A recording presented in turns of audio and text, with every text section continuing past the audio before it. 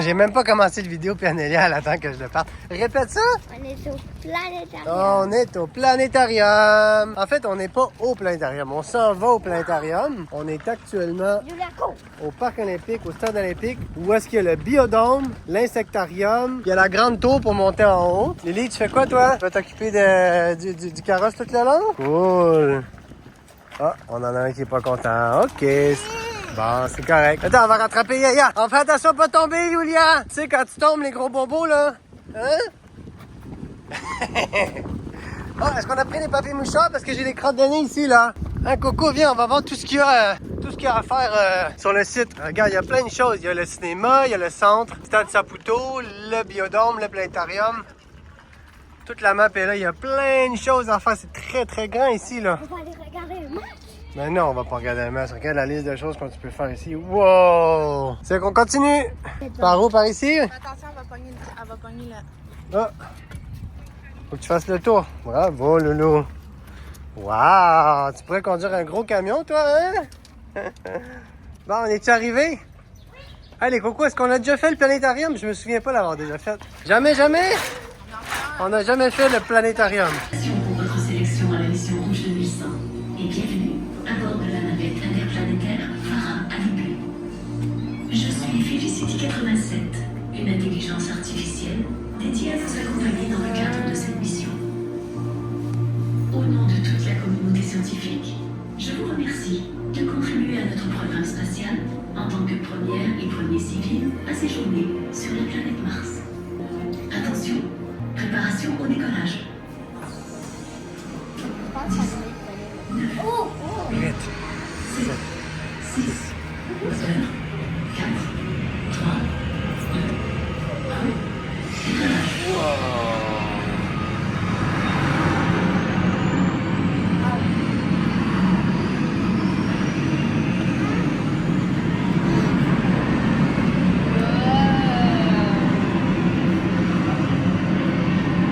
il y a un tremblement.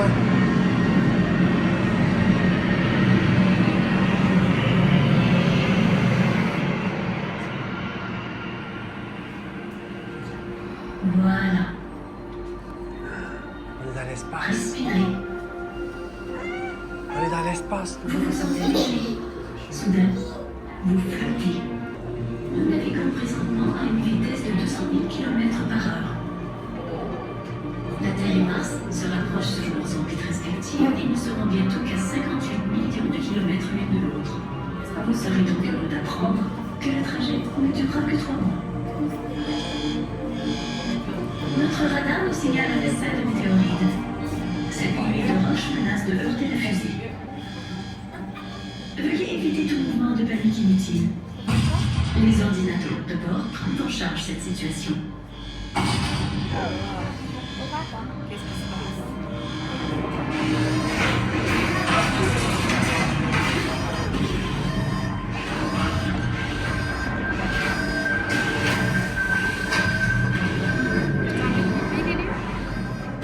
Selon les données de notre ordinateur de bord, ça a été propagé.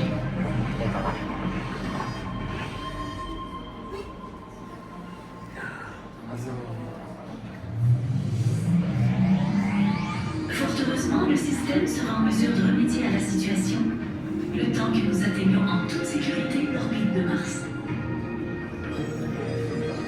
Mise en orbite réussie. Préparation à la descente vers la surface de Mars. Nous entrons maintenant dans l'atmosphère de la planète rouge. Attention au freinage atmosphérique qui échauffe la surface de notre vaisseau à plus de 1000 Ouais, non, ça va sur Mars. Ça va sur Mars, Johan. Protégé de cette chaleur extrême par un bouclier thermique ultra performant. Le risque que ce vaisseau spatial se transforme en rôtissoir est donc extrêmement faible. Manœuvre d'atterrissage terminée. J'espère que vous avez passé un excellent vol en notre compagnie et que vous profiterez pleinement de votre séjour. Bienvenue sur Mars. La station Olympus vous attend. Wow! C'est-tu une roche de Mars, Loulou? Wow, une grosse... Le blanc! Il y a quelqu'un qui grimpe sur le blanc, c'est drôle, hein? Personne écoute, faut écouter maman, elle vous lit des affaires.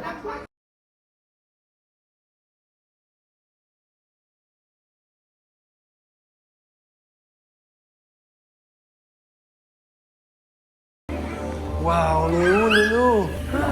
Ah, Johan, on est où? Je pense pas que ça... On peut-tu monter sur la roche? On peut monter sur la roche. Julia mange des galettes, on a faim, là? Wow, mission terminée. Je n'en reviens pas qu'on est allé sur Mars. Bon appétit, les cocos. On a-tu encore un dîner de roi à la maman dans les lunchs? Oh, c'est moi qui est le plus chanceux, hein? T'as-tu vu le beau sandwich? Bon appétit, poulette d'amour. Oh, vous êtes tellement beaux, les cocos, là. Hein, t'es-tu belle, toi?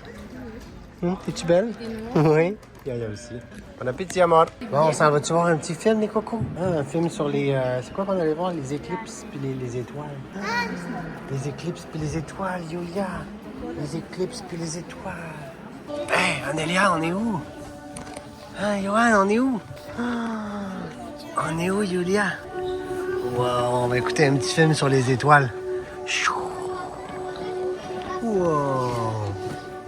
Ça va être trop cool, hein? On est dans des poufs bien confortables. On va écouter un film sur les étoiles puis les éclipses. Es-tu confortable, Yulia? Oui? Toi, Johan, es-tu confortable?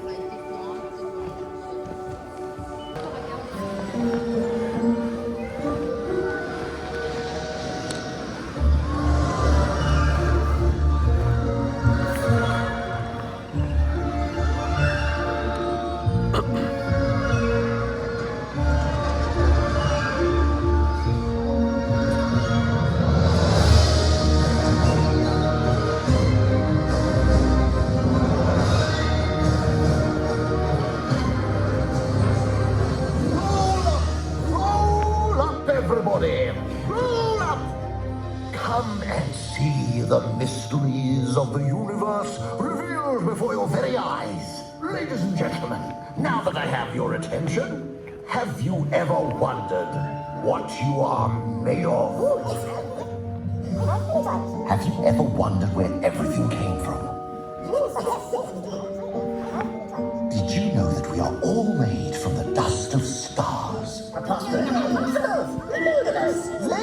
Let me show you how you are connected to the history of our universe and invite you all on a journey through space and time. Yay! Space time adventure! The Time Tent.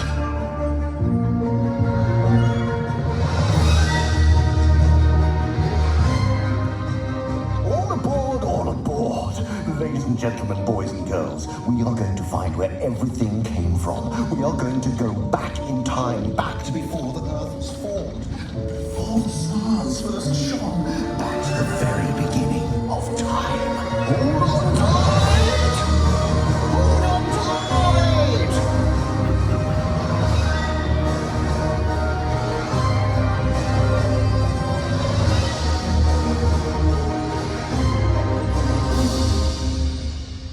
We have gone back in time 13.8 billion years to the beginning of our universe.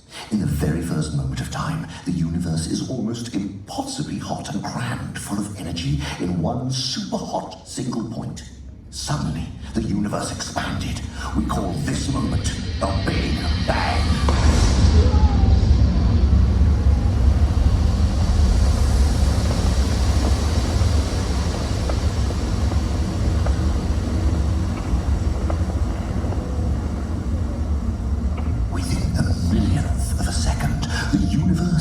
Transformed into a dense soup of subatomic particles.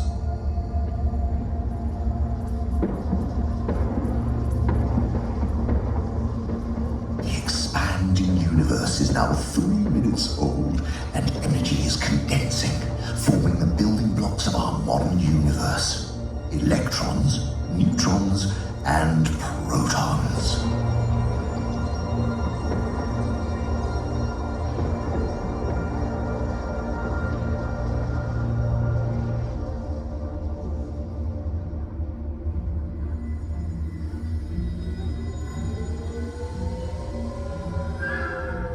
The universe is now 380,000 years old. The particles called electrons have slowed down and are beginning to be attracted to the protons. Each electron carries a negative charge.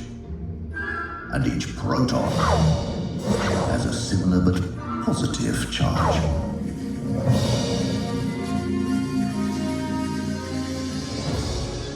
Their opposite charges balance each other perfectly, and they become the most important couple in the history of the universe. The first atom. Hydrogen.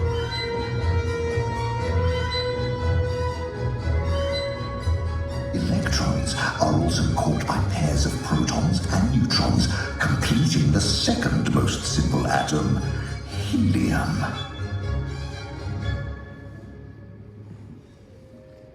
The universe is now 500 million years old, and the hot energy soup has calmed down to a cold, dark cloud.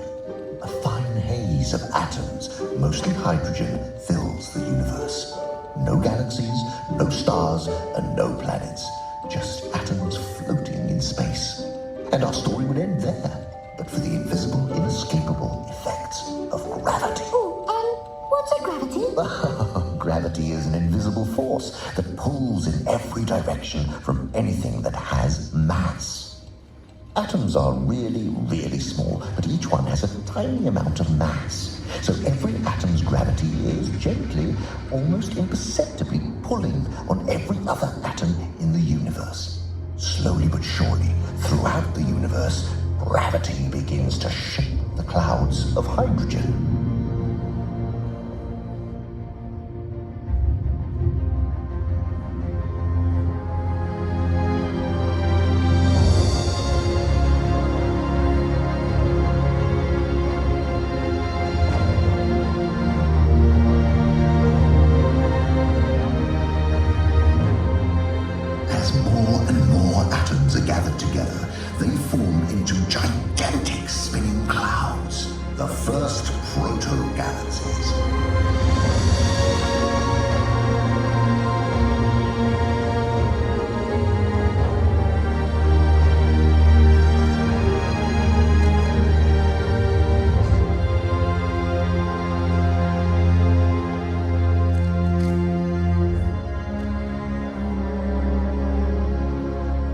As the galaxies take shape, bright spots appear deep inside. These new lights signal the birth of the first supermassive stars.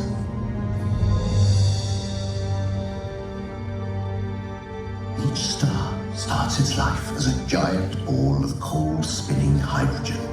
As the spinning cloud's gravity pulls in the surrounding gas, the ball begins to grow and grow. The more it grows, the more gravity it has, and the more it pulls in on itself. The atoms in the core are squeezed in tighter and tighter, raising their temperature to 10 million degrees Celsius.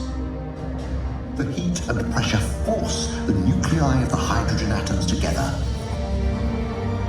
and they release energy.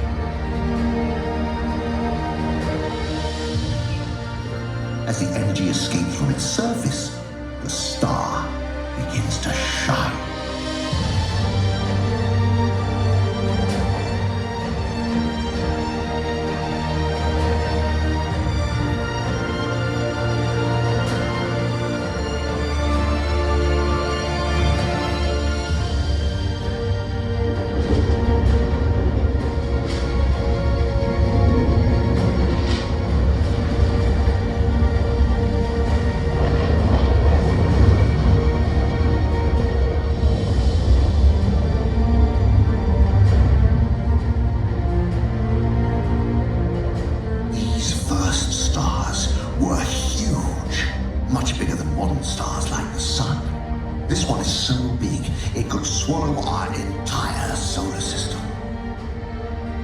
If you could cut the star in half, you'd see outer layers of hot hydrogen plasma churning around a glowing core.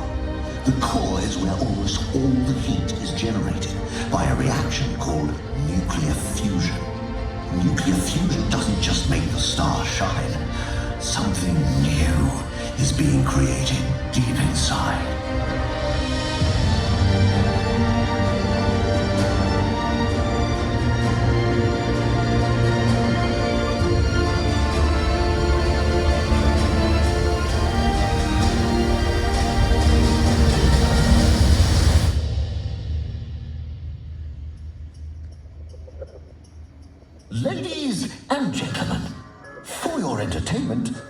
present a dramatic demonstration representing the wonders and secrets of nuclear fusion. Imagine we're in the core of the star. These balls represent the lone protons from hydrogen nuclei, and we are going to show you how they fuse together to form a new element called helium. The process starts with the protons. They're all trying to get away from each other because their positive charge forces them apart. However, sometimes a proton will lose its charge and transform into a neutron. Neutrons have no charge, so the heat and pressure forces them to join the closest proton. Together they become a new nucleus called a deuteron. The deuteron wanders around the core, but it is not long before it is hit by one of the free protons. The nucleus grows again. Then the nucleus tumbles around in the core until it meets another nucleus, and they are crushed together. 2 protons fly off back into the core, but the nucleus that remains now has 2 protons and 2 neutrons, the element helium. This process of fusing hydrogen protons is happening over a trillion times every second.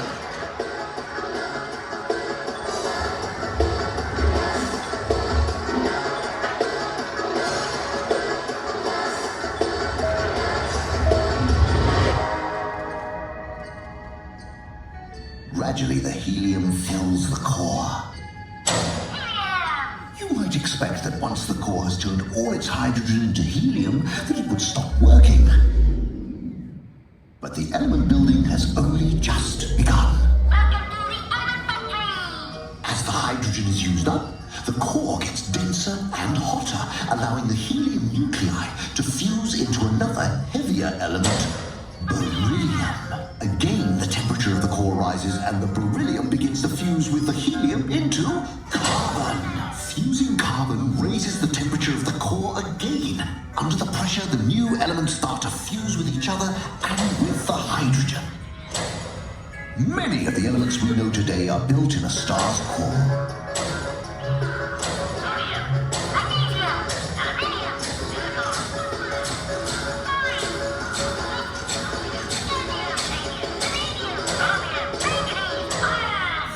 An element we call iron is made. But the nucleus of iron is so stable that it can't fuse, and so temperature is no longer increased into the core. Suddenly, there is not enough pressure from inside the star to balance out the gravity pulling it in. Gravity wins, and the core of the star collapses.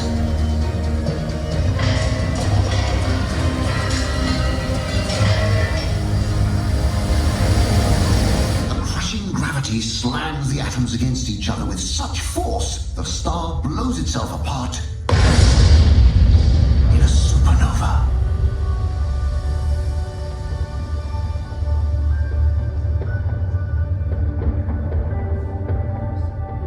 Supernovas complete the last stage in the element building process.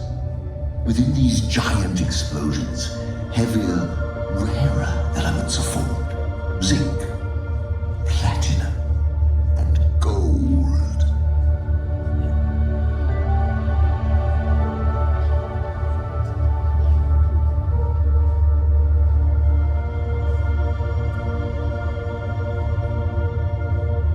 Over billions of years, the debris of exploded stars slowly collects together into giant clouds, still mostly hydrogen, but now peppered with a mix of heavier atoms.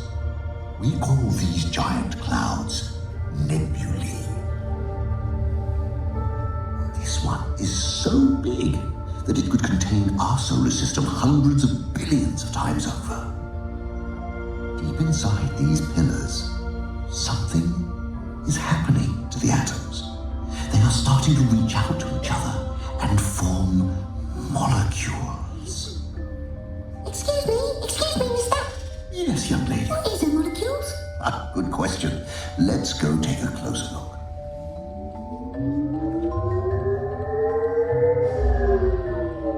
These are some molecules found in a nebula. Ooh, molecules. A molecule is a group of atoms linked up together like they're holding hands.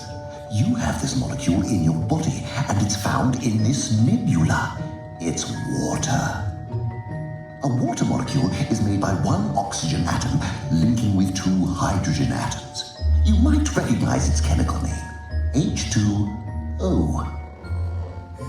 Another common molecule in a nebula is carbon dioxide, CO2, made with one carbon atom and two oxygen atoms.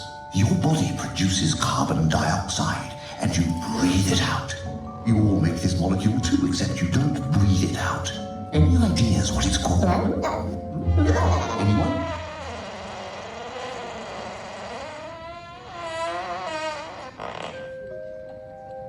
Thank you very much, but all I was after was the word methane. You made a methane. Right, move on. When it comes to atoms in your body, carbon atoms are the most important. You see, carbon can bond with up to 4 different atoms at once, making it possible to create really interesting molecules. By linking it up with atoms like oxygen, hydrogen, and nitrogen, carbon easily makes some familiar molecules, like sugar molecules. It is in fat molecules and a vital part of protein molecules. Unfortunately, these molecules are quite fragile, and the radiation of space easily breaks their bonds. So we need to build somewhere that's protected and big enough to collect plenty of molecules. Somewhere like a planet.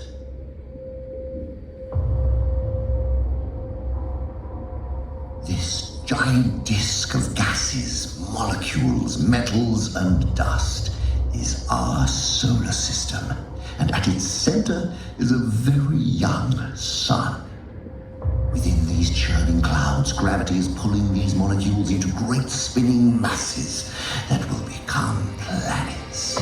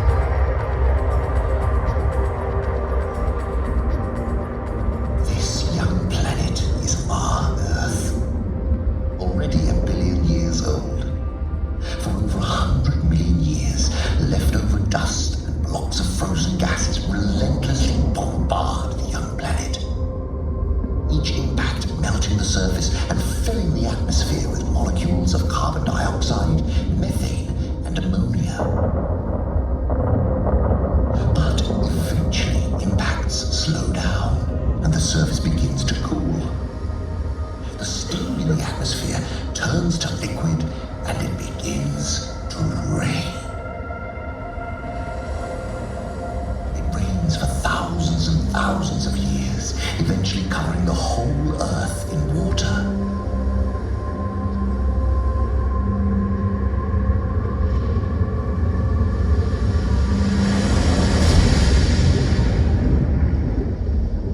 Under this ocean, a new stage in the journey of atoms and molecules is beginning.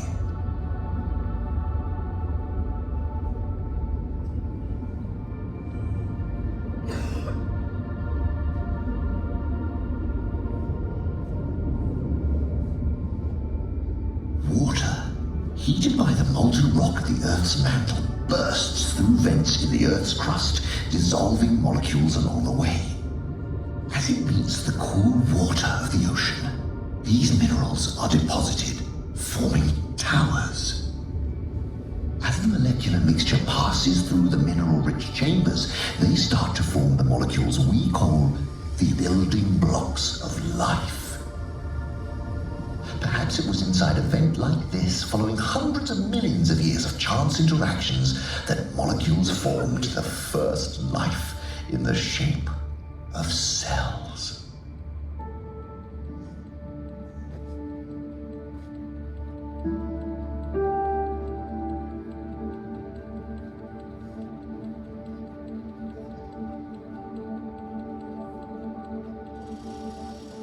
Under the ocean, these first cells used the molecules and atoms from their environment for energy and growth. It wasn't long before they began to make copies of themselves. Suddenly, there were hundreds, thousands, millions, trillions of cells spreading throughout the oceans. 1 billion years of random mutation resulted in a startling advance. Some cells began to use the sun's energy to turn carbon dioxide and water into sugar. This superpower, photosynthesis, let cells grow much more quickly. But a nasty surprise was in store. These new supercells released oxygen, and as this built up in the atmosphere, it changed our planet forever. Highly reactive, the oxygen poisoned a huge number of cells, causing a mass extinction. But some cells survived. As they replicated, they filled the world with cells able to tolerate or even use this new gas. And life sped on. Some cells began to work together and form groups until they had become the first multi-celled organisms. Over many generations, their forms slowly changed. Some of the original microscopic molecule factories had evolved into simple worms. It wasn't long before the worms evolved into primitive fish. Using iron in blood cells to capture oxygen and calcium to build bones, the fish continued to evolve and dominate the oceans. Over time, the molecules and atoms are constantly being recycled and modified as they pass from one living thing to another. Above the water, plants and giant insects took over the land. But they were soon followed by fish that had evolved the ability to crawl out of the sea and to breathe the oxygen-rich air. These oxygen breathers evolved into reptiles, which became the dinosaurs. And for over 100 million years, dinosaurs dominated the Earth, the masters of molecules, until...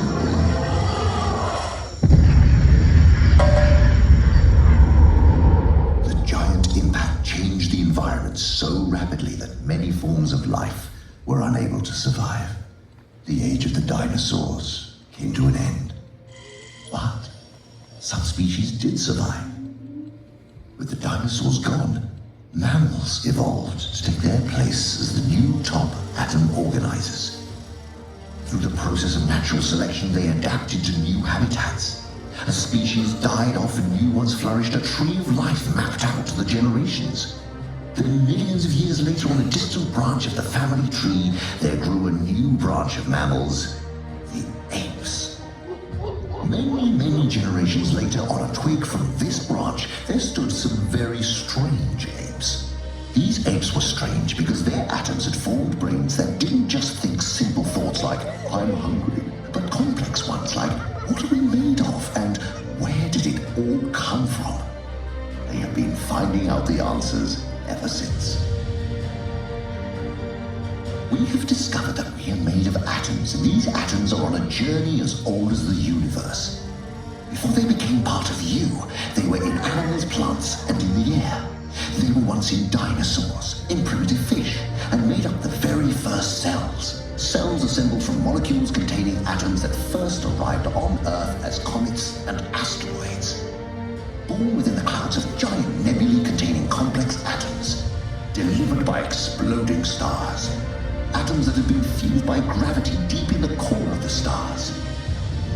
Stars that were formed from giant clouds of hydrogen. The same hydrogen that was the first relationship between a proton and an electron.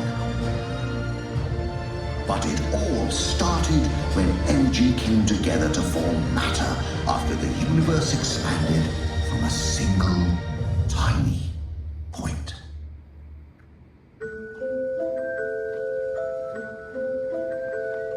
Roll up for the greatest show in the universe.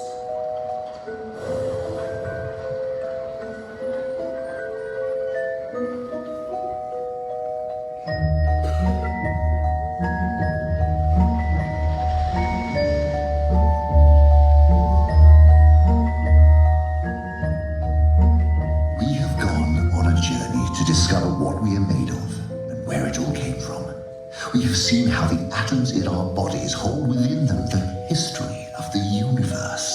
Every atom, from the iron in our blood and the calcium in our bones to the oxygen we breathe, they all once came from a distant point of light. So, the next time when you look out at the night sky, remember where your atoms started their journey. We are all made from stars.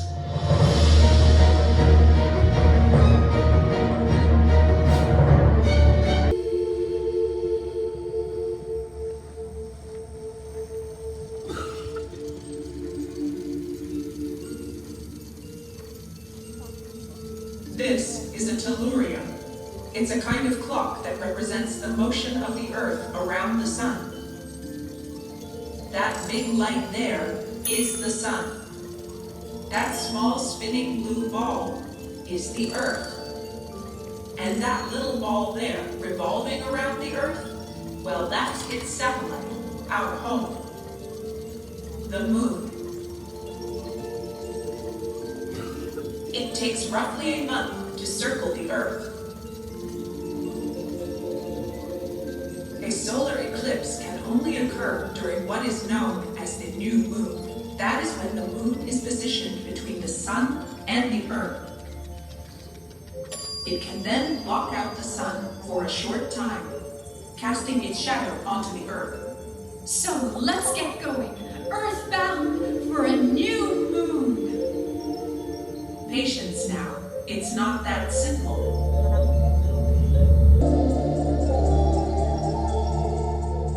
The Earth's orbit around the Sun and the Moon's orbit around the Earth are not exactly on the same plane.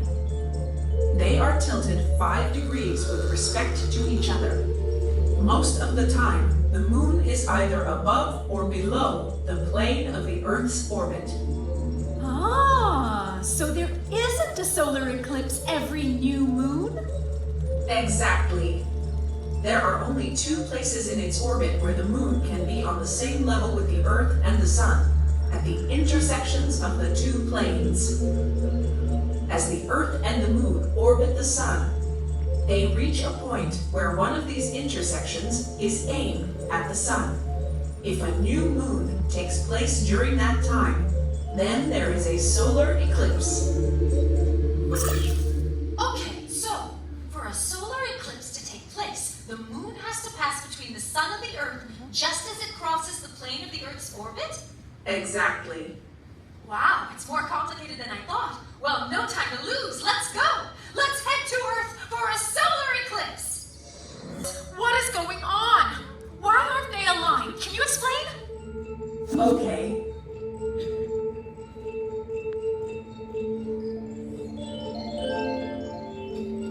During a total eclipse, the moon totally blocks out and covers up the sun. But if our position on Earth were just 100 kilometers off, our point of view would be different, and the moon would seem to pass right by the sun. If they're not properly aligned, then we call that a partial eclipse.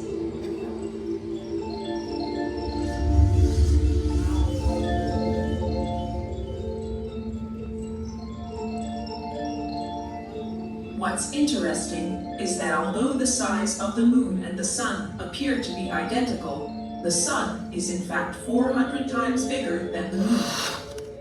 But the sun is also 400 times further away from the Earth.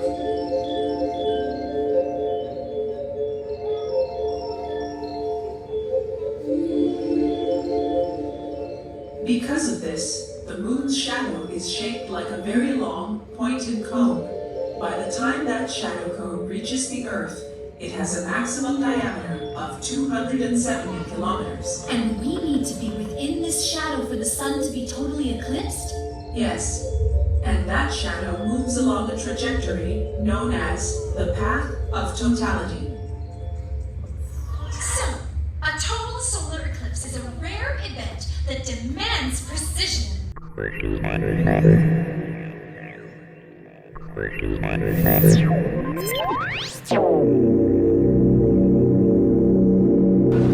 Et les cocos, est-ce que vous avez aimé ça la vidéo? Yoann, t'as aimé ça? C'était impressionnant de voir par en haut. Lequel t'as aimé le plus, Anélia?